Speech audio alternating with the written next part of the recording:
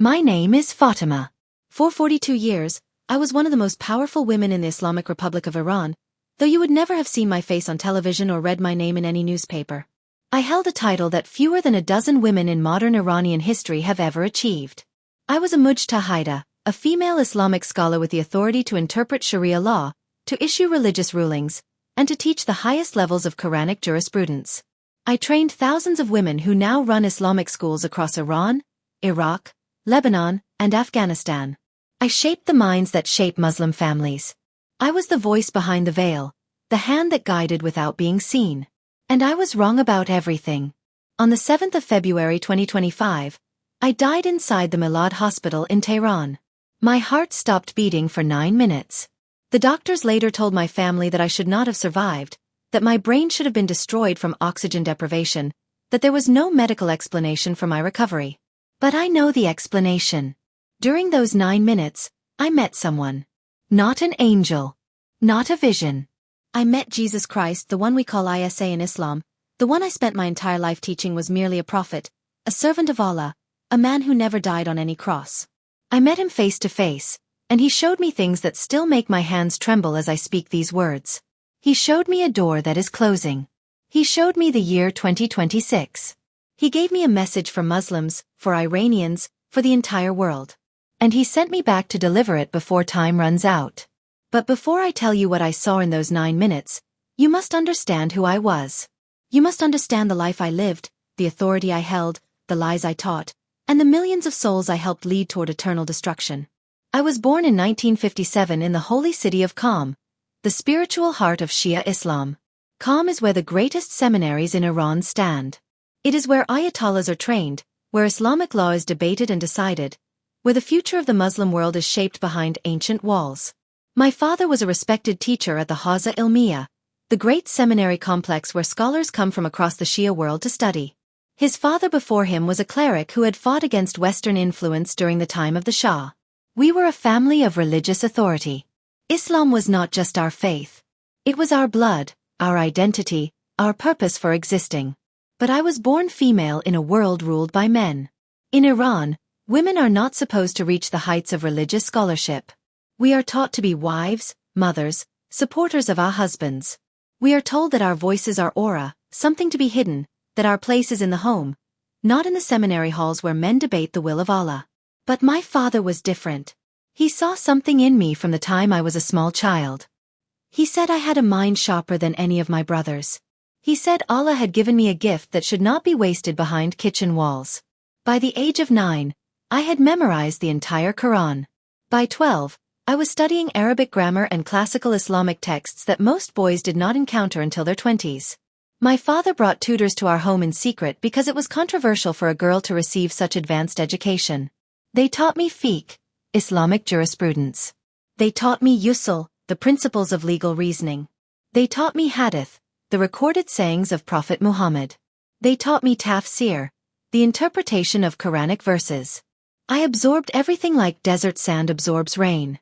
When I was 17, my father did something that shocked our entire family. He enrolled me in a women's section of the Hawza, a small and neglected part of the seminary system where a handful of women were permitted to study. Most people considered it a joke, a place for women to learn just enough to teach children basic prayers. But my father demanded that I be given access to the advanced curriculum. He called in favors from powerful clerics who owed him respect. He pushed doors open that had been sealed shut for centuries. I studied for 23 years. While other women my age married and raised families, I buried myself in books. I debated with male scholars who resented my presence but could not defeat my arguments. I wrote papers on Islamic inheritance law that were circulated anonymously because no one would accept them if they knew a woman had written them. I fasted longer and prayed harder than anyone around me, desperate to prove that I deserved my place in those sacred halls. At the age of 40, I achieved what only a small number of women in history had achieved. I was recognized as a Mujtahideh, a scholar with full authority to practice ijtihad, independent legal reasoning based on Islamic sources. I could now issue fatwas. I could interpret Sharia. I could teach at the highest levels. I was not equal to the male ayatollahs in public standing, but behind closed doors, they consulted me. They sent their wives and daughters to learn from me. They used my legal opinions when it suited them. I established a school for women in Qom that grew to over 2,000 students. I trained the wives of government officials, the daughters of senior clerics, the future mothers of Iran's religious elite. I taught them that Islam was the only truth, that Christianity was a corrupted religion, that the West was the enemy of Allah, and that their highest duty was to raise children who would defend the Islamic Republic against all enemies. Miriam stood up from her seat and walked toward me with concern on her face. She asked again if I needed help. Before I could answer, a crushing pain exploded in my chest like someone had driven a spear through my ribs. I gasped and stumbled backward, knocking over the lectern. Books and papers scattered across the floor. I heard screaming, though I was not sure if it was coming from my own mouth or from my students. The room spun around me in wild circles. I reached out for something to hold on to, but my hands found only empty air. I fell hard onto the stone floor, my head striking the ground with a sound I heard from inside my skull. The pain in my chest was unbearable now, squeezing and crushing and burning all at once. I could not breathe. I could not move. I could see my students surrounding me, their faces twisted with fear, their mouths moving but their words reaching me as if from a great distance. Someone was shouting to call for help. Someone else was crying. I lay on that cold floor looking up at the ceiling of the teaching hall. It was a simple ceiling, whitewashed plaster with wooden beams crossing it. I had looked at that ceiling thousands of times without really seeing it. Now it seemed to grow farther and farther away, as if I were sinking into the floor beneath me. The faces of my students became blurry shapes hovering above me. The pain in my chest reached a peak so terrible that I wanted to die just to escape it. I tried to pray, tried to form the words of the Shahada on my lips, the declaration of faith that every Muslim hopes to speak before death. La ilaha illallah, Muhammadur Rasulullah. There is no God but Allah, and Muhammad is his messenger. But my lips would not move.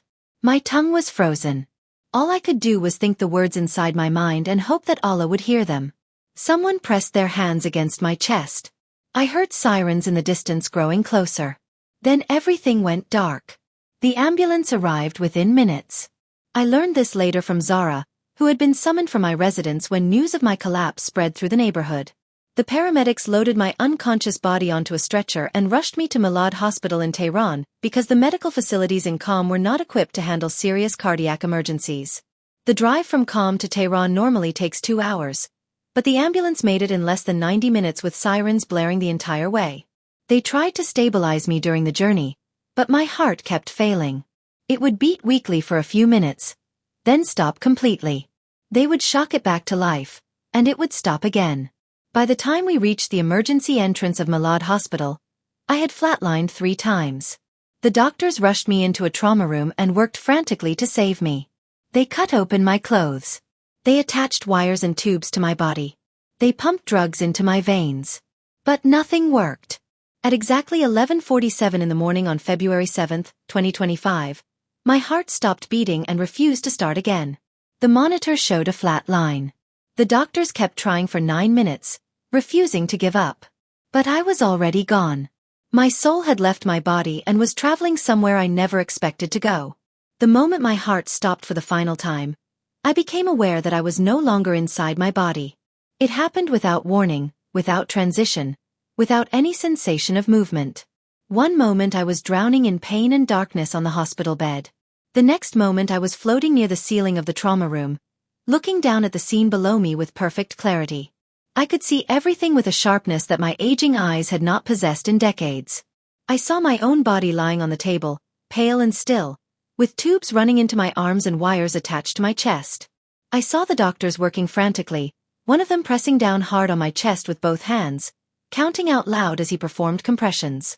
I saw a nurse preparing a syringe while another nurse squeezed a bag attached to a tube in my throat, forcing air into my lungs. I saw the monitor beside the bed showing a flat green line that refused to rise into the peaks and valleys of a beating heart. I watched all of this from above, and I felt nothing. No pain. No fear. No attachment to that body that had been my home for 67 years. I tried to speak to the doctors, to tell them that I was still here, that I was watching them from above. But no sound came from me. I had no throat to form words, no lungs to push air, no lips to shape sounds. I was something else now, something without physical form. I could see myself, or rather I could see a faint glow that seemed to represent my presence, but I had no hands to examine, No feet to stand upon, no face to touch. I was pure awareness floating in the air of that hospital room. Below me, the doctors continued their desperate work. One of them shouted that they were losing me. Another said to prepare for another shock. I watched as they placed paddles on my chest and sent electricity through my body, making it jerk and twitch on the table. But the flat line on the monitor did not change. My heart refused to beat. I was dead, and somehow I knew it with absolute certainty. Yet I was also more alive than I had ever been in my physical existence. Then I began to rise. It was not a choice I made. Something was pulling me upward, gently but firmly, like an invisible hand lifting me toward a destination I could not see. I passed through the ceiling of the trauma room as if it were made of smoke. I passed through floors above me, through rooms where other patients lay in their beds unaware of my presence. I passed through the roof of Milad Hospital and emerged into the open sky above Tehran. I could see the city spread out below me, the buildings and streets and highways, the cars moving like tiny insects, the smog hanging in the winter air. The Alborz mountains rose in the distance, their peaks covered with snow. I kept rising higher and higher, the city becoming smaller beneath me until it was just a gray smudge on the brown landscape of the Iranian plateau.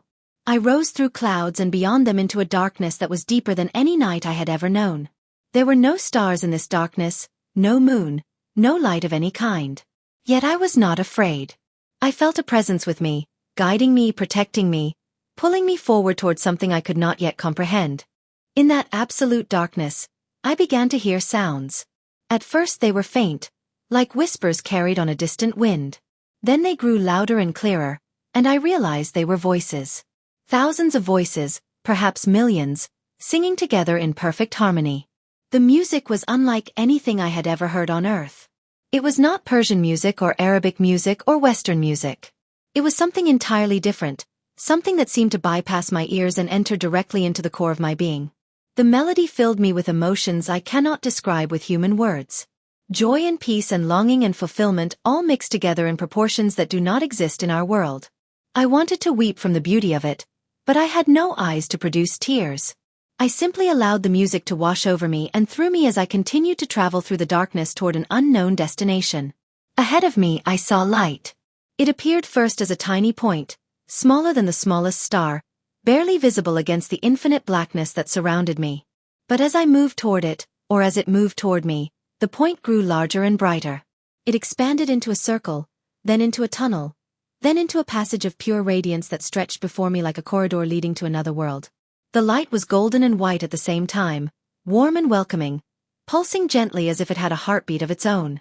It should have hurt my eyes, this light that was brighter than 1,000 suns, but it did not hurt at all. Instead it felt like coming home after a long journey, like being wrapped in a blanket of pure love.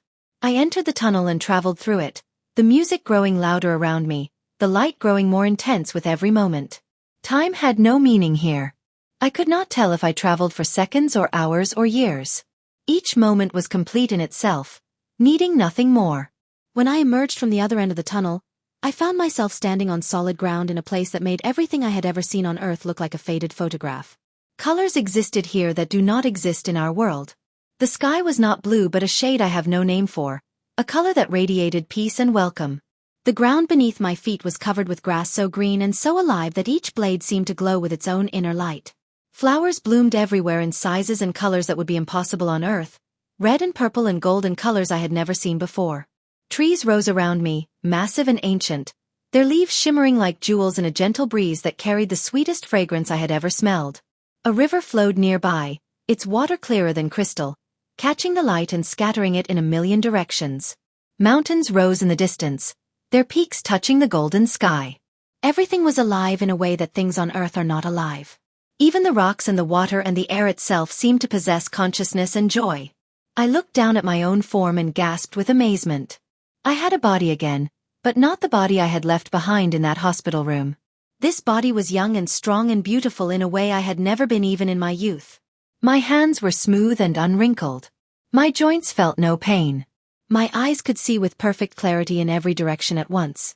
I was wearing a simple white robe that felt softer than silk against my skin. I took a deep breath and the air filled my lungs completely, easily, perfectly. I felt energy and vitality flowing through me like I had not felt since I was a child running through the streets of calm without a care in the world. Where was I? Was this Jannah, the paradise that I had taught about for so many decades? It was more beautiful than any description in the Quran, more glorious than any hadith had ever suggested. But something felt different from what I had expected. Something was not quite right. Then I heard footsteps behind me. Soft footsteps on a golden path that I had not noticed before. My entire being responded to the sound. Every part of me became alert and aware that I was no longer alone in this place. A presence was approaching, a presence so powerful and so holy that my new body began to tremble. The air around me changed, becoming charged with energy and authority and a love so overwhelming that I could barely stand. I turned around slowly, afraid of what I would see but completely unable to stop myself from looking. And there he was. A man standing on the path about 20 feet away from me. But I knew instantly that this was not just a man. Light radiated from him, not reflected light from some external source, but light that came from within him, streaming outward in gentle waves. His robe was white, whiter than snow, whiter than anything in this already brilliant place, as if it were woven from pure light itself. His face was the most beautiful and the most terrible thing I had ever seen. Beautiful because it radiated kindness and compassion and love beyond measure. Terrible because it radiated power and holiness and authority that made me want to fall on my face and hide. His eyes met mine and I felt completely exposed. Those eyes could see everything about me. Every thought I had ever thought. Every word I had ever spoken. Every action I had ever taken. Every student I had ever taught. Every lie I had ever believed and repeated to others. Every doubt I had ever buried in the darkness of my heart. Nothing was hidden from those eyes. They saw all of me, the public scholar and the private doubter, the confident teacher and the frightened woman who lay awake at night wondering if her prayers would ever be enough. But there was no condemnation in his gaze. Only love. Pure, overwhelming, undeserved love that poured into me and through me and broke something that had been hard inside me for 67 years. I knew who he was. Without anyone telling me, without any introduction or explanation, I knew with absolute certainty that this was Isa. This was the one I had taught about my entire life as merely a prophet, merely a messenger, merely a man who came before Muhammad. But standing before him now, feeling the divine power that radiated from every part of his being, I knew that everything I had taught was a lie. This was not a prophet. This was not a created being. This was Jesus Christ and he was God himself in human form. My legs collapsed beneath me. I fell on my face before him, pressing my forehead against the golden ground, weeping with shame and fear and awe. For 42 years I had taught women that he was merely a man. For decades I had written and spoken against the Christian claim of his divinity. I had called it shirk, the unforgivable sin of associating partners with Allah. I had trained thousands of students to reject him as Lord and Savior. And now here he was, standing before me in glory that left absolutely no room for doubt about who he truly was. I wept into the ground, unable to look up, unable to speak, unable to do anything but tremble before the one I had denied and opposed my entire life. I heard his voice speak my name. Fatima, he said, and his voice was like thunder and music woven together, powerful enough to shake mountains yet gentle enough to comfort a frightened child. Rise and look at me. I could not disobey. Something in his voice carried an authority that went beyond any power I had ever encountered in my life. I forced myself to stand on shaking legs. I forced myself to look into those eyes that saw everything. Tears poured down my face. I wanted to explain myself, to apologize, to beg for forgiveness, but no words would come. He walked toward me, each step graceful and deliberate. When he was close enough to touch, he reached out and placed his hands on my shoulders. The moment his hands made contact with me, warmth flooded through my entire body. Peace like I had never known washed over me in waves. The fear began to melt away, replaced by something else entirely. An overwhelming sense of being loved completely and unconditionally by the one I had rejected for 67 years. Jesus looked into my eyes with a tenderness that made my heart ache. "Do you know who I am?" he asked softly, his voice gentle but filled with authority that could not be ignored. I nodded slowly, still unable to form words, still trembling from the power of his presence. Then he said firmly, "Say who I am." I swallowed hard and forced myself to speak, my voice cracking like dry wood. "You are Isa," I whispered. "You are Jesus. You are the Christ. You are the Son of the living God. You are not just a prophet. You are God himself." As those words left my mouth, Something shattered inside me. Saying the truth out loud after denying it for 67 years felt like a dam breaking after holding back a river for centuries. The tears came harder now, and I wept like a child who had been lost and finally found her way home. I had spent my entire life teaching the opposite of what I had just confessed. I had built my reputation on denying these very words. Jesus smiled at me, and his smile was like the sun breaking through clouds after a long storm. "Yes, Fatima," he said. "I am not just a prophet. I am not just a messenger. I am not just a good teacher or a wise man. I am the way, the truth, and the life. No one comes to the Father except through me." Then he held out his hands before me, palms facing upward. I looked down at them, and what I saw made my breath stop in my throat. There were scars on his hands. Holes where nails had been driven through flesh and bone. Wounds from crucifixion that had healed but left permanent marks. In Islam, we taught that Jesus was never crucified. We taught that Allah made it appear that way, that someone else died on the cross while Jesus was taken up to heaven alive. I had taught this myself hundreds of times to thousands of students. I had written papers defending this position. But here were the scars, real and undeniable, permanent marks in the hands of the risen Christ. I reached out with trembling fingers and touched the scars. They were solid and real beneath my fingertips. The skin was smooth around the edges, but the holes went all the way through. I could feel where the iron nails had torn through muscle and tendon and bone. "I died for you, Fatima," Jesus said quietly as I touched his wounds. "I died for every sin you have ever committed. I died for your pride and your self-righteousness. I died for every student you led away from the truth. I died for every woman you taught to reject me. I died for the whole world, and I rose again on the third day, defeating death forever. This is the truth that Islam has hidden from you and from over 1 billion other souls. This is the truth your people desperately need to hear." My knees gave way again and I collapsed before him, overwhelmed by the weight of what I was hearing. Everything I had believed was built on lies. Everything I had taught was leading souls to destruction. Jesus lifted me gently to my feet. "Come with me," he said. "There is something you must see. You must understand why all your works could not save you. Why all your prayers and fasting and teaching could never bridge the gap between humanity and God." He took my hand in his, and I could feel the scar tissue against my palm as we walked together along the golden path. With each step we took, the beautiful garden around us began to fade and change. The colors became less vivid. The music grew quieter. We entered a different space entirely, and I could feel the atmosphere shifting, becoming heavier and more serious. We walked in silence for what felt like a long time until we came to the edge of a cliff. I looked down and what I saw made my blood run cold.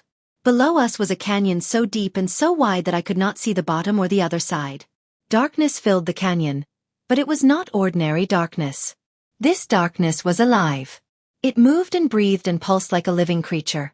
From the depths of that terrible canyon, I could hear sounds that will haunt me until the day I die for good. Screaming, weeping, wailing, the gnashing of teeth. Voices crying out in agony and despair without any hope of relief. Millions of voices blending together into a chorus of suffering that made me want to cover my ears and run away. But I could not move. I stood frozen at the edge of the cliff, staring down into that abyss of torment, my heart pounding with a fear greater than anything I had felt when my physical heart was failing in that hospital room.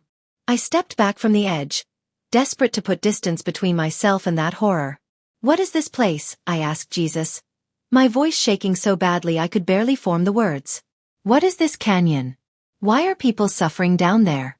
Jesus stood beside me, and when I looked at his face I saw tears streaming down his cheeks. Even in his divine glory, he was weeping for the souls trapped in that darkness. "This is the separation between humanity and God," Jesus explained, his voice heavy with sorrow. "When the first humans chose to disobey God in the garden, this gap was created. Sin entered the world and built a canyon between the Creator and his creation. Every sin committed since then by every person who has ever lived has made this canyon deeper and wider. On one side is earth, where all humans live in their fallen state, separated from God. On the other side is heaven, where the Father dwells in perfect holiness. And in between is this impossible divide that no human being can cross on their own." I looked across the vast canyon and saw the other side in the far distance. It was beautiful beyond description, filled with light and glory and the presence of God himself. I could see figures there, people worshipping and singing and dancing with pure joy. That was where I wanted to be. That was where every human soul longed to be, whether they knew it or not. But the canyon between was absolutely impossible to cross by human effort. I turned to Jesus with confusion rising in my chest. But in Islam, I said slowly, we teach that good deeds can earn paradise. We teach that if your good deeds outweigh your bad deeds on the Day of Judgment, Allah will allow you into Jannah. We teach that prayer and fasting and charity and pilgrimage can save you. We teach that following the 5 pillars of Islam is the path to heaven. Is this not true? I had built my entire life on this teaching. I had trained thousands of women to believe it. I had dedicated 42 years to helping Muslims earn their way into paradise through religious observance. If this teaching was false, then everything I had done was worthless. Everything I had taught was a lie that led people not toward heaven but toward that terrible canyon of darkness and suffering. Jesus shook his head slowly, his expression full of sorrow for me and for the millions who believed what I had taught. Let me show you something, he said quietly. He raised his hand and suddenly we were no longer standing at the edge of the cliff. We were floating above the canyon, looking down at both sides at once. I could see the earth side clearly now, and what I saw broke my heart into 1,000 pieces. Millions of people were gathered there, all of them trying desperately to cross the canyon. They were building bridges out of their religious works, stacking their good deeds like bricks, stretching their efforts across the impossible gap. I watched as devout Muslims prayed 5 times a day, exactly as I had taught them. They prayed with perfect form, perfect Arabic, perfect devotion. They stacked their prayers like stones, building a bridge toward heaven. But every bridge collapsed before reaching the other side. The prayers were not strong enough to span the gap. The bridges crumbled and fell into the darkness below, and the people fell with them, their screams joining the chorus of suffering in the abyss. I watched in horror as people who had prayed more than I ever did, people who had been more devout than I had been, tumbled into eternal darkness. Their prayers could not save them. Other people were building bridges out of their fasting. They had fasted during Ramadan for decades. They had denied themselves food and water from dawn to sunset, seeking to please Allah and earn His favor. They stacked their days of fasting into bridges stretching toward paradise. But their bridges also collapsed and crumbled before reaching the other side. Fasting could not span the gap between humanity and God. I saw people I recognized, women I had taught in calm, falling into the darkness because the fasting I had told them would save them was not enough. Their screams echoed up from the canyon as they realized too late that their sacrifices had been worthless. I wanted to look away, but Jesus kept my eyes fixed on the terrible scene unfolding before me. I saw people building bridges out of charity. They gave away vast amounts of money to the poor. They fed the hungry and clothed the naked. They built mosques and schools and hospitals. They donated until they had nothing left to give. Surely their generosity would save them. Surely Allah would reward such kindness with entrance into paradise. But no. Their bridges of charity crumbled like sand.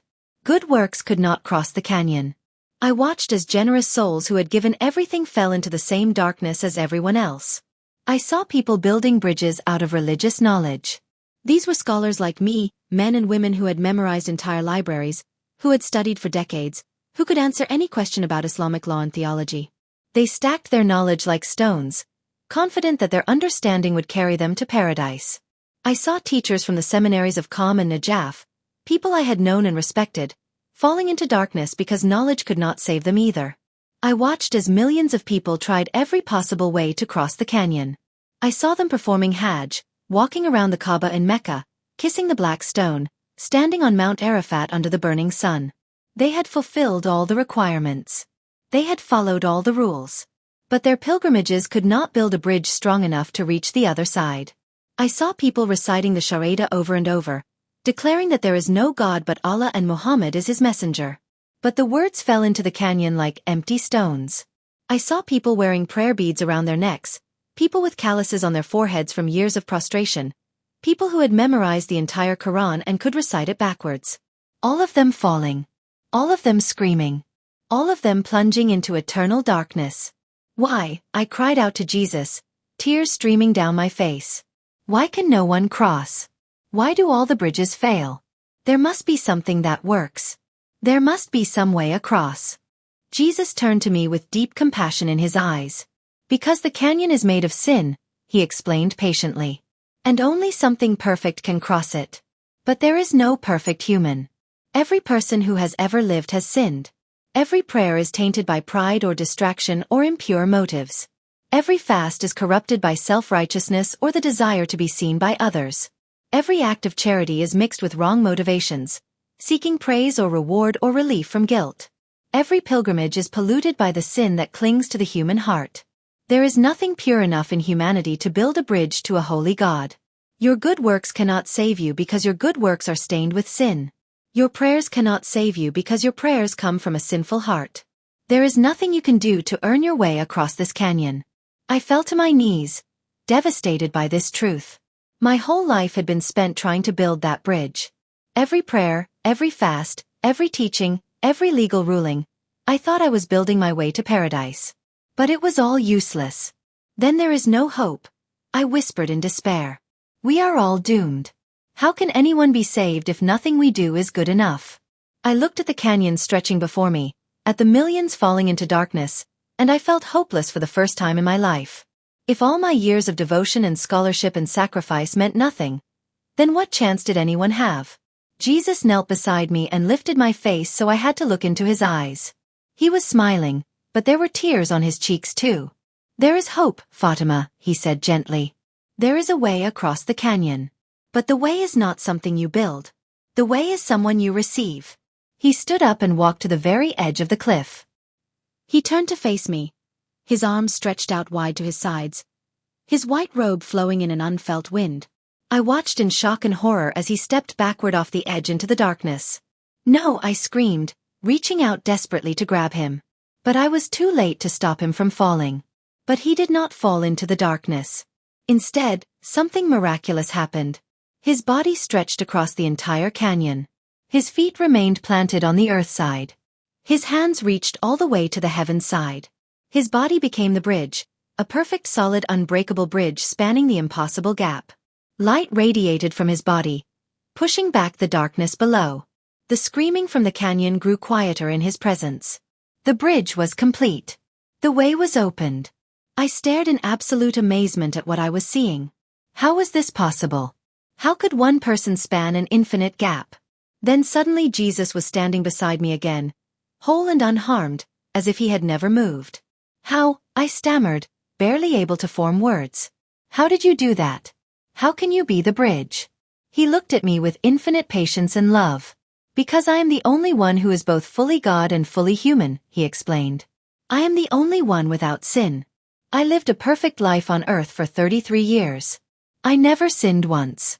Not in thought, not in word, not in deed. And because I was perfect, I could do what no human could ever do. I could become the bridge. He held out his scarred hands again. But it cost me everything, Fatima. I did not just stretch across the canyon. I died on it. The Romans nailed me to a wooden cross.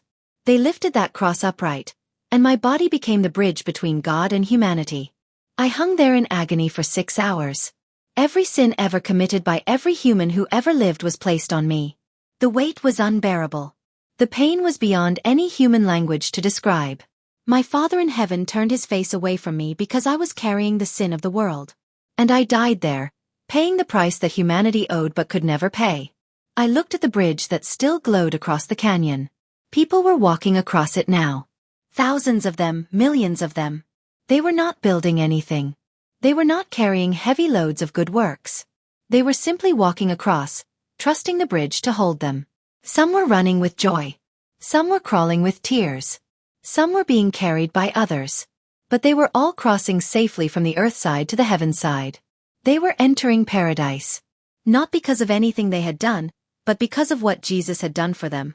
Who are these people? I asked, unable to look away from the procession of souls crossing the bridge. These are the ones who accepted my sacrifice, Jesus said. They stopped trying to build their own bridges. They stopped trusting in their own works. They simply believed in me. They confessed that they were sinners who could not save themselves. They asked me to forgive them. They accepted my death as payment for their sins. And they walked across the bridge I provided. This is what Christians call grace, Fatima. Salvation is not earned. It cannot be earned. It is given freely to all who believe in me and accept what I did for them. I watched as people from every nation and every religion walked across the bridge. I saw former Muslims and former Hindus and former atheists. I saw rich people and poor people, educated scholars and illiterate farmers. The only thing they had in common was that they had stopped trusting in themselves and started trusting in Jesus. They had accepted the bridge instead of trying to build their own. I stood beside Jesus watching souls cross the bridge he had become. My heart was breaking and healing at the same time. Breaking because I understood how many people I had led away from this bridge with my teaching. Healing because I now knew the truth that could set them free. I wanted to stay in that place forever, watching the redeemed enter paradise, feeling the peace that surrounded me like a warm embrace. But Jesus placed his hand on my shoulder and turned me away from the bridge. "There is more you must see," he said, his voice heavy with urgency. "Something you must understand before I send you back. Come with me." We walked together through a landscape that shifted and changed around us. The canyon faded behind us. The bridge disappeared from view. We entered a new space that felt different from anything I had experienced so far. The air was thick with importance. Every step felt weighted with eternal significance. I knew that whatever Jesus was about to show me would change everything. We came to a stop before something that made me fall to my knees in awe. It was a door, but not like any door I had ever seen in my life. This door was enormous beyond comprehension, stretching upward so high that I could not see where it ended. It disappeared into the golden sky above like a tower reaching into infinity. The door was made of something that looked like crystal and gold woven together in patterns that hurt my mind to follow. It sparkled and shimmered with light that seemed to come from within the material itself. Precious stones were embedded throughout the surface, rubies and sapphires and emeralds and gems I had no names for. The craftsmanship was beyond anything human hands could create. This was the work of God himself. A door built before time began for a purpose I was only now beginning to understand. I stared at it with my mouth open, unable to find words to describe its beauty and majesty. But something about the door filled me with both wonder and dread. The door was open, but not fully. It stood perhaps 2/3 of the way open, enough for people to pass through easily but clearly not at its widest point. As I watched carefully, holding my breath and focusing all my attention, I could see that the door was moving. So slowly that you would miss it if you were not paying close attention. So gradually that you might convince yourself nothing was changing. But the door was closing. Inch by inch.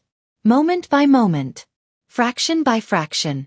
It was shutting with a patience that matched eternity, but with a certainty that could not be stopped. The gap between the door and the frame was growing smaller. The opening through which souls could pass was narrowing. Time was running out in a way I had never understood before. "What is this?" I asked Jesus in a voice barely above a whisper. My whole body trembled as I waited for his answer. Jesus looked at the door, and I saw something that frightened me more than anything else I had witnessed in this place beyond life. He was crying. Tears ran down his divine face as he stared at the slowly closing door. The Son of God was weeping, and his tears fell like diamonds onto the golden ground beneath us. "This is the door of grace," he said, his voice heavy with emotion that spanned millennia. "Throughout human history, I have kept this door open wide. I have invited everyone to come through it. Every nation, every tribe, every tongue, every religion, every person ever born. I have called out to Muslims and Hindus and Buddhists and atheists and everyone in between. I have said, 'Come to me all who are weary and burdened, and I will give you rest.' I have sent my followers to the ends of the earth with the message of salvation. This door represents my grace extended to humanity. As long as it remains open, anyone can come to me and be saved. Anyone can walk through and enter eternal life."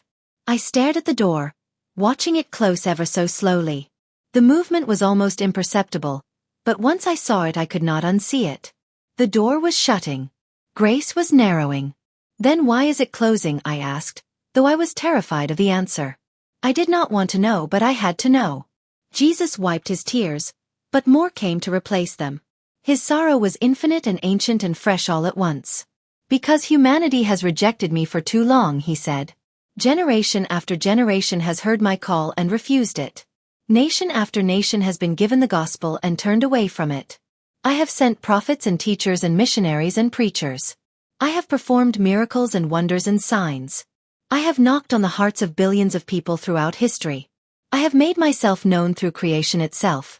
But most have chosen their own way instead of mine. They have chosen religion over relationship with me. They have chosen tradition over truth. They have chosen pride over humility. They have chosen sin over salvation. They have chosen death over life. Jesus pointed at the door with a trembling hand. And there comes a point when grace reaches its limit, he continued. Not because I want it to. Not because my love runs out. But because the rebellion of humanity demands a response from a holy God. My Father is patient. More patient than any human can understand. But even divine patience has an appointed end. This door will remain fully open through the end of the year 2026. But after that year ends, something will change. The door will close to halfway. And after 2026, it will become much harder for people to come to me. Not impossible, but much harder. The conviction of my spirit will be less strong. The calling will be quieter. The hearts of people will become more hardened. The deception will be thicker. And in the years following 2026, the door will keep closing little by little until one day it will shut completely. And when it shuts, grace will be no more. There will be no more chances. No more opportunities. No more invitations. Only judgment. Only separation. Only the canyon that cannot be crossed. I felt my blood run cold in my veins. We were already in 2025. I had died and met Jesus in February of 2025. The year 2026 was so close. Just months away. There was so little time left before the door closed to halfway. Why 2026? I asked with desperation in my voice. What is special about that year? Why has God chosen that moment for grace to begin withdrawing? Jesus looked at me with eyes that had seen the beginning and the end of all things. There are seasons in history, he explained, times and moments appointed by my Father in heaven before the foundation of the world. Just as there was a specific time for the flood in Noah's day. Just as there was a specific time for the exodus from Egypt. Just as there was a specific time for my first coming to earth. There are appointed times for everything under heaven. A time to be born and a time to die. A time to plant and a time to uproot. And the end of 2026 is the appointed close of the full grace period. It is the final year when the door stands wide open. It is the last year when humanity will have every opportunity to repent and believe without hindrance. After 2026, the season changes. Jesus continued. The world will enter a time of shaking unlike anything it has experienced since the Great Flood. Those who have not built their lives on the rock of my salvation will be swept away. Those who have trusted in their own works, their own religion, their own righteousness will find that their foundations cannot hold. Let me show you what is coming after the door begins to close. He waved his hand and suddenly we were no longer standing before the door. We were floating above the earth, looking down at the planet like I had seen in photographs taken from space. But this earth was not peaceful. This earth was not the world I had left behind. This earth was engulfed in chaos and destruction on a scale I could not comprehend. My soul cried out in horror at what I was witnessing. I wanted to look away but I could not close my eyes. Jesus held me steady as the visions unfolded before me. I watched as terrible wars erupted across the globe. Not just wars between nations, though there were many of those. I saw armies marching across borders. I saw missiles flying through the sky. I saw cities burning in flames that reached up to the heavens. I saw nuclear explosions lighting up the darkness in multiple places at once. The Middle East was consumed in fire. I saw Tehran burning. I saw Jerusalem surrounded by armies. I saw Damascus reduced to rubble. But the wars I witnessed were not only between nations. I saw wars within nations. Neighbors fighting neighbors. Brothers killing brothers. Families torn apart by violence and hatred. I saw civil wars in countries that had been stable for generations. I saw governments collapse overnight. I saw law and order disappear as people turned on each other in desperation. Rivers ran red with blood. The skies turned black with smoke from burning cities. Millions died in violence and bloodshed without any hope of peace. I saw natural disasters on a scale that defied imagination. Earthquakes shook entire continents at once. Buildings collapsed like children's toys. The ground split open and swallowed cities whole. I saw calm shaking. I saw the seminaries where I had taught crumbling into dust. I saw the shrine of Fatima Masuma falling into the earth. I saw volcanoes erupting simultaneously around the world, mountains that had been dormant for centuries suddenly exploding with fire and ash. Lava flowed through streets where families had lived for generations. I saw tsunamis rising hundreds of feet high, crashing onto coastlines and wiping away everything in their path. Entire nations disappeared beneath the waves. I saw hurricanes and tornadoes destroying entire regions, storms so powerful that nothing could withstand them. The earth itself groaned and convulsed as if it were in terrible pain. Creation was crying out against the sin of humanity. I saw famines spreading across every continent without exception. Crops failed in fields that had been fertile for centuries. Rivers dried up completely, leaving cracked earth where water had once flowed. Livestock died in massive numbers, their bodies rotting in fields because there was no one to bury them. Food became more valuable than gold or silver. I saw children with hollow eyes and swollen bellies, too weak to even cry, waiting to die in the arms of mothers who had no milk to give them. I saw people fighting and killing each other over scraps of bread. I saw the rich hiding behind walls while the poor starved in the streets outside. I saw grocery stores looted and burned. I saw governments unable to feed their people. I saw nations that had once been prosperous reduced to desperate survival. The suffering was beyond anything I could have imagined in my worst nightmares. I saw diseases spreading like wildfire across the world. Plagues that medicine could not cure. Sicknesses that killed within days. Hospitals overflowed with the sick and dying until there was no more room for the living. Doctors and nurses collapsed from exhaustion and illness themselves. Bodies piled up faster than they could be buried or burned. The stench of death hung over cities like a fog that would not lift. I saw people wearing masks and hiding in their homes, terrified of the invisible enemies that stalked the air. I saw governments imposing restrictions that imprisoned entire populations.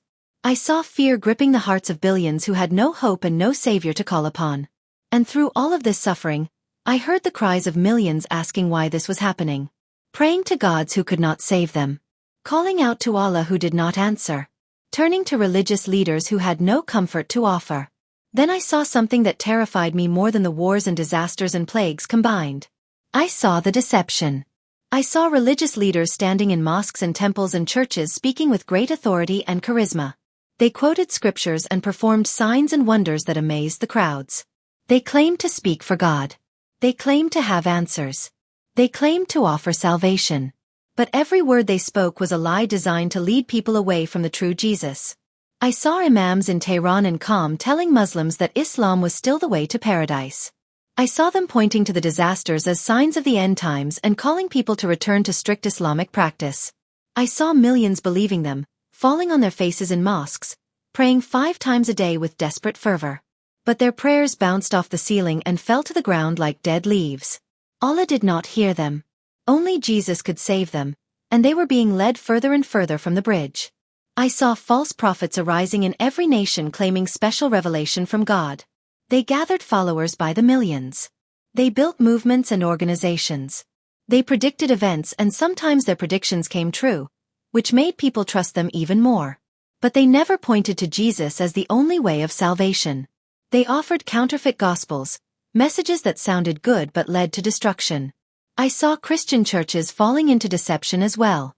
Pastors and teachers who should have known better compromising the truth to avoid persecution. They stopped preaching about sin and judgment and hell. They stopped calling people to repentance. They offered comfortable messages that made people feel good but did not save them. The true believers became harder and harder to find. The remnant grew smaller while the deceived multitudes grew larger. It was a time of delusion such as the world had never seen. I saw persecution of Christians on a scale never witnessed before in history. Believers arrested and beaten and tortured and killed for their faith in Jesus. I saw underground churches in Iran raided by authorities. I saw believers dragged from their homes in the middle of the night. I saw pastors executed in public squares while crowds cheered. I saw Bibles burned in great piles. I saw crosses torn down from buildings. I saw anyone who confessed Jesus as Lord treated as an enemy of the state and an enemy of humanity. The hatred was demonic in its intensity. But I also saw something that gave me hope in the midst of the horror. I saw the faith of the martyrs refusing to break. I saw believers singing hymns as they were led to execution. I saw them forgiving their persecutors with their dying breaths. I saw them choosing death rather than denying Jesus. Their blood became seed for new believers even in the darkest times. Please, I begged Jesus, closing my eyes against the horror. I cannot watch anymore. Make it stop. I cannot bear to see what is coming. The visions faded and we stood once again before the door of grace. It had closed a little more since we left. The opening was narrower now. Time was passing even as we stood there. Jesus placed his hand on my shoulder and turned me to face him. "What you saw cannot be stopped," he said with sorrow in his voice. "These things must happen. The birth pains must come before the new creation is born. But right now, today, people can still choose me. They can still walk through this door while it remains open. They can still escape what is coming. That is why I am sending you back. Not to stop what is coming, for it cannot be stopped. But to warn people. To give them one final chance. To point them to the bridge before the door closes too far. Especially your people in Iran," Jesus continued, his eyes burning with urgency and love. "Muslims have been deceived for 1,400 years. They have been taught that I am only a prophet. They have been told that my death on the cross never happened. They have been led to believe that good works can save them. They have been fed a false gospel that leads to the canyon instead of the bridge. But you know the truth now, Fatima. You have seen the canyon they cannot cross. You have seen the bridge I became. You have seen the door that is closing. You have seen what is coming after 2026. You must go back and tell them. You must spend every moment you have left warning everyone you can reach before it is too late. Will you do this for me? Will you tell them the truth even if it costs you everything?" I looked at the door one more time, watching it slowly close. I thought about my family in Iran. I thought about my students in Qom. I thought about the thousands of women I had taught over 42 years. I thought about all the lies I had spoken and all the souls I had led astray. The guilt was crushing. But the love of Jesus was stronger. "I will tell them," I said firmly, my voice steady for the first time since I arrived in this place. "I will tell them about the bridge. I will tell them about 2026. I will warn them that the door is closing. I will spend whatever time I have left pointing people to you." Jesus smiled through his tears and embraced me. "Tell them I love them," he whispered in my ear. "Tell them I died for them. Tell them I am waiting with open arms. Tell them not to wait another day. Tell them 2026 is the last year of full grace. Tell them to choose me now today, before the shaking begins. I will be with you always, Fatima, even to the very end." The light around us grew brighter and brighter until I could see nothing else. I felt myself being pulled backward, away from that beautiful place, away from the door of grace, away from Jesus. His voice echoed through the light one final time. "Remember, Fatima, the door is closing. Tell them to choose me now before it is too late. I will be with you always, even to the end." Then the light faded and I felt myself falling. Not into darkness but back into my body, back into the hospital, back into the world of pain and struggle I had left behind. The transition was violent and sudden. One moment I was standing in the presence of the Son of God. The next moment I was drowning in physical sensation. Pain exploded through my chest where the doctors had been working to revive me. My whole body ached with a heaviness I had forgotten during my time outside of it. My throat burned from the tube they had pushed down into my lungs. But I was alive. My heart was beating. Air filled my lungs. I had returned from death with a mission that would cost me everything I had. The first thing I heard was machines beeping frantically around me. Then voices speaking in Farsi, urgent and confused. Someone cried out that my heart was beating again. Someone else shouted to call the senior doctor immediately. I tried to open my eyes but they felt so heavy, like stones had been placed on my eyelids. I heard a woman weeping somewhere nearby, saying my name over and over. "Fatima. Fatima. Fatima." It was the voice of my sister Maryam, who must have been called from Qom when news of my collapse spread. I forced my eyes open with tremendous effort. The hospital room looked dull and gray compared to where I had been. The fluorescent light seemed dim after the radiance of heaven.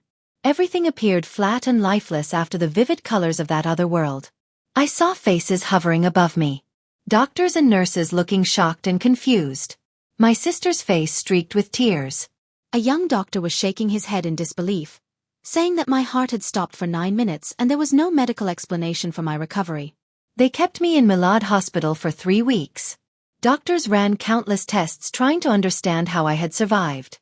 They brought in specialists from across Tehran. Cardiologists examined my heart and found no permanent damage.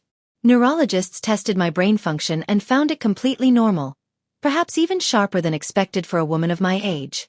They called it a medical miracle. They wrote papers about my case. They took scans and samples and measurements.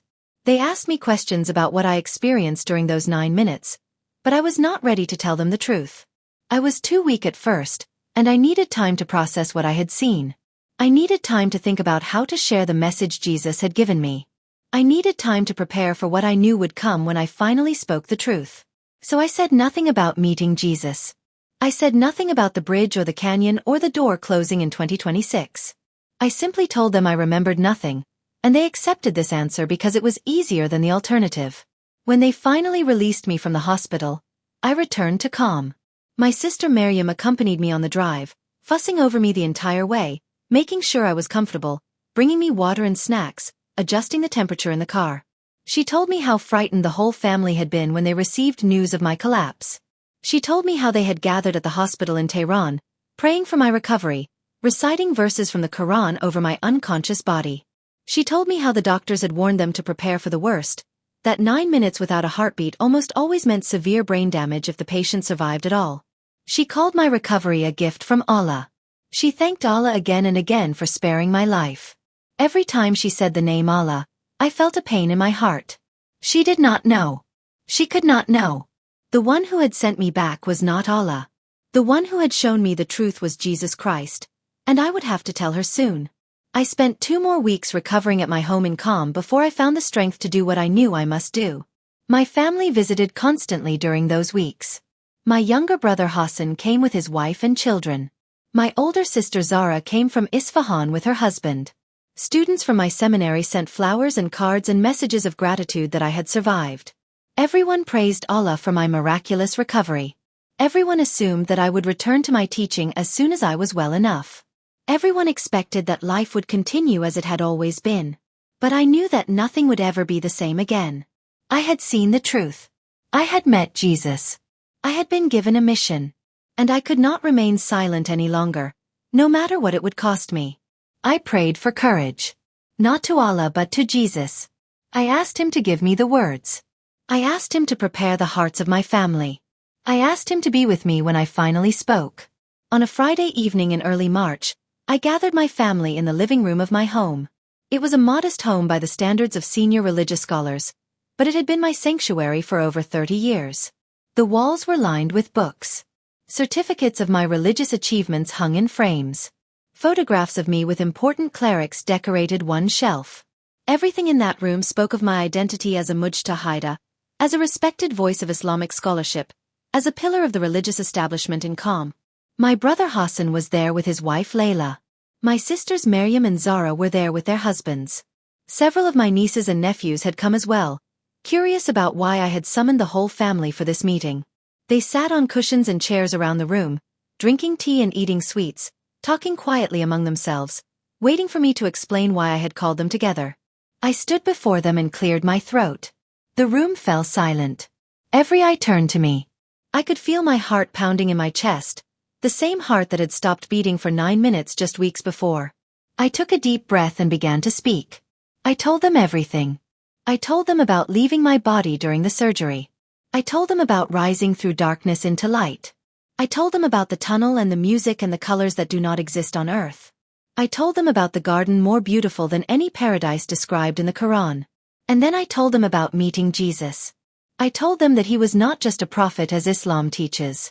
I told them that he was the Son of God, divine and eternal, the only way to salvation. I told them about his scarred hands and the price he paid on the cross. I told them about the canyon that no human works can cross. I told them about the bridge that only Jesus can provide. I told them about the door of grace that is closing in 2026. The room was completely silent when I finished speaking. No one moved. No one breathed. The tea grew cold in their cups. The sweets sat untouched on the plates. My family stared at me with expressions I had never seen on their faces before. Horror. Confusion. Anger. Disbelief. My brother Hassan was the first to speak. He stood up slowly, his face red with fury. "The surgery damaged your brain," he said through clenched teeth. "You are not well, Fatima. You need rest. You need to see a psychiatrist. This is just trauma and medication talking. None of what you said is real. It was a hallucination. Nothing more. You cannot possibly believe these lies. You are a Mujtahideh. You have devoted your entire life to Islam. You cannot throw all of that away because of a dream you had while your heart was stopped. I shook my head slowly, keeping my voice calm even though my heart was breaking. It was not a hallucination, Hassan. It was more real than anything I have ever experienced in this life. Jesus Christ is the Son of God. He is the only way to salvation. Islam cannot save us. Muhammad cannot save us. Only Jesus can save us. My sister Maryam began to cry. She covered her face with her hands and wept loudly. My sister Zara rushed to her side to comfort her. My brother's wife Layla gathered her children and hurried them out of the room, as if my words were a disease that might infect them. My brother stood before me, trembling with rage. "Do you hear yourself?" he demanded. "You are committing blasphemy. You are committing apostasy. Do you know what this means? Do you know what will happen if you speak these words outside this room? They will kill you, Fatima. The government will execute you. The clerics you have worked with for decades will issue fatwas calling for your death. Your own students will turn against you. Everything you have built will be destroyed. Our family will be shamed forever. Is that what you want? Is that what your Jesus told you to do?" I looked at my brother with love and sorrow. "I know the cost," I said quietly. "I know what will happen. But I cannot stay silent." I saw the truth. I met Jesus face to face. I watched millions of souls falling into eternal darkness because they rejected him. I saw our family on the wrong path, heading toward destruction. I cannot pretend I did not see what I saw. I love you too much to let you walk into hell without warning you. One by one, my family members left the room. My sisters would not look at me. My brother stormed out and slammed the door behind him. My nieces and nephews fled as if I had become a stranger, someone dangerous and contaminated. Within an hour, I was alone in my living room, surrounded by cold tea and untouched sweets and the echoes of my family's rejection. I sat down on a cushion and wept. I wept for the relationships that had just been destroyed. I wept for the pain I had caused my loved ones. I wept for the life I was about to lose.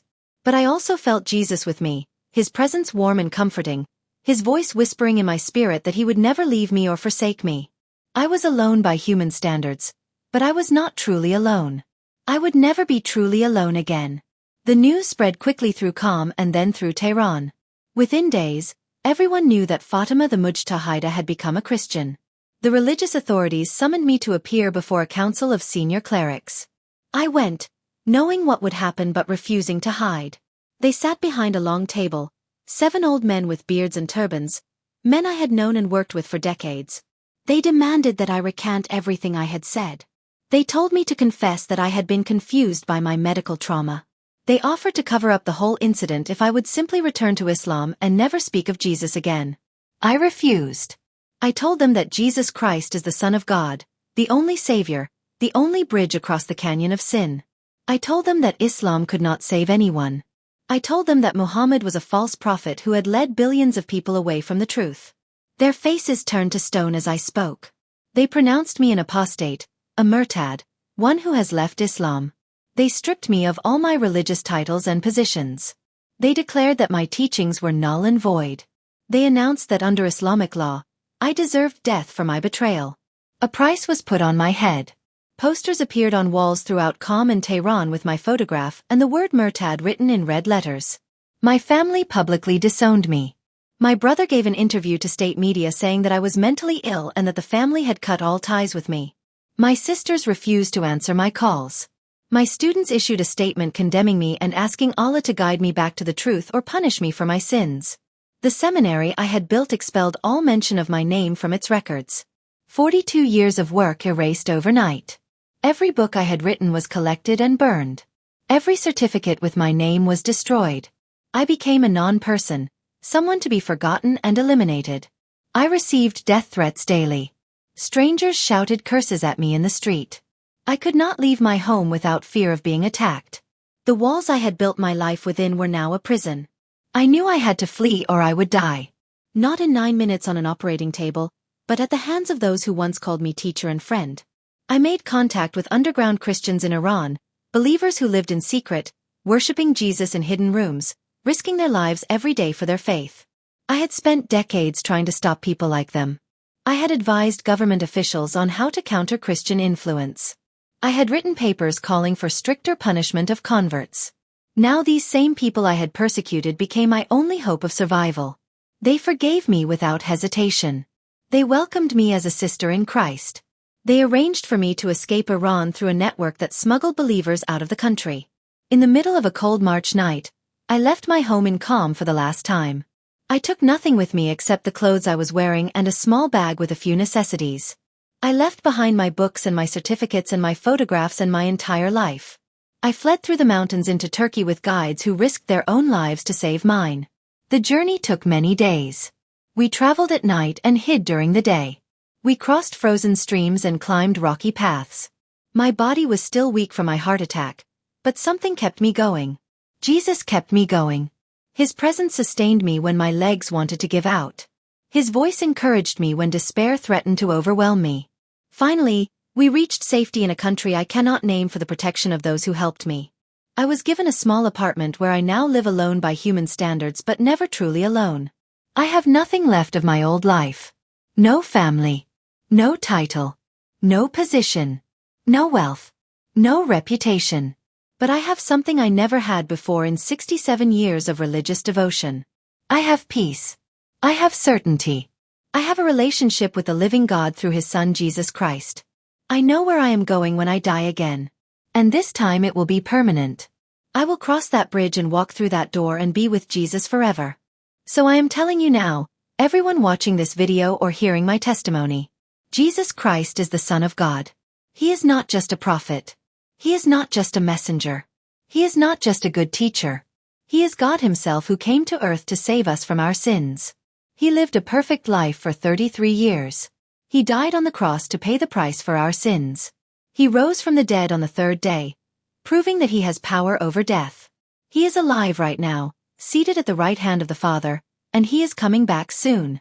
You cannot earn your way to heaven. I tried for 67 years with prayers, fasting, charity, pilgrimage, and religious service. None of it could save me. None of it could bridge the canyon between me and a holy God. Only Jesus could save me. Only Jesus can save you. If you are Muslim like I was, please listen carefully to what I am saying. Islam cannot save you. Muhammad cannot save you. The 5 pillars cannot save you. Your prayers and your fasting and your zakat and your hajj cannot build a bridge to paradise. You are on the wide road that leads to destruction. But Jesus is calling you right now to turn around. He is inviting you to the narrow road that leads to life. He is offering you the bridge that He became with His own body on the cross. The door of grace is still open right now in 2025. But it is closing. 2026 is the last year of full grace. After that, everything changes. The shaking begins. The deception increases. The path becomes harder. Do not wait. Do not assume you have more time. Do not put off until tomorrow what you must do today. Today is the day of salvation. Now is the accepted time. Choose Jesus before the door closes. If you want to accept Jesus Christ as your Lord and Savior right now, pray this prayer with me from your heart. The words are simple, but they will change your eternal destiny. Jesus, I believe you are the Son of God. I believe you died on the cross for my sins and rose again on the third day. I confess that I am a sinner who cannot save myself. I have tried to earn heaven through my own works, but I know now that it is impossible. No amount of prayer or fasting or good deeds can bridge the gap between me and God. I need you to save me. I need your blood to wash away my sins. I need your bridge to carry me across the canyon. Forgive all my sins, Jesus. Wash me clean. Come into my heart and be my Lord and Savior. I turn away from Islam. I turn away from every false religion. I turn away from trusting in my own righteousness. I choose to follow you alone for the rest of my life. Thank you for loving me. Thank you for dying for me. Thank you for rising again. Thank you for the bridge. Thank you for the open door. In your holy name I pray. Amen. If you prayed that prayer sincerely from your heart, you are saved. Not because you earned it. Not because you deserved it. But because Jesus paid for it with His own blood. You have crossed the bridge. You have walked through the door. You are on the narrow road now. And Jesus will walk with you every step of the way until you reach heaven. Find a Bible and start reading the Gospel of John. Find other believers and tell them about your decision. Be baptized as a public declaration of your new faith. And share this message with everyone you know before time runs out.